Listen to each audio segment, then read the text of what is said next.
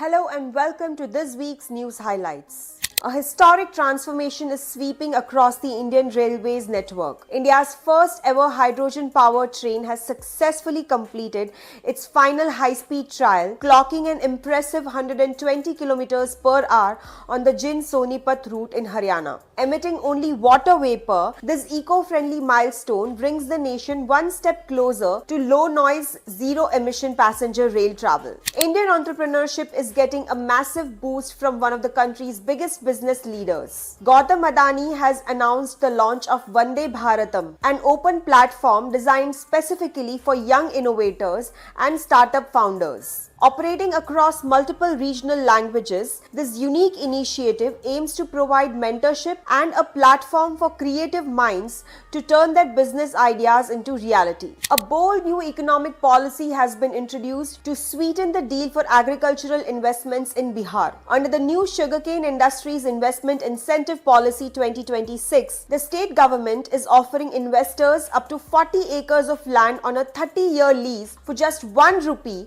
to revive the sugar sector. The aggressive policy also promises tax reimbursements and financial assistance up to 100 crore rupees to create an integrated ecosystem for sugar and ethanol production. In a major relief for digital banking consumers, the Reserve Bank of India has updated its guidelines to help citizens recover funds lost to sophisticated online financial scams. The refined rules establish a clear, structured framework for reporting cyber fraud to protect victims. Finally, a landmark initiative has been launched to bring top-tier scientific minds back home. The Ministry of Education has opened applications for the Prime Minister Research Chair or PMRC Scheme 2026, offering massive financial packages up to 13 crore rupees to attract accomplished Indian origin researchers working abroad to power national priority projects. That's all for this week. Stay tuned for more updates on innovation, policy and the stories shaping the future of our nation. If you like this video, give us a thumbs up,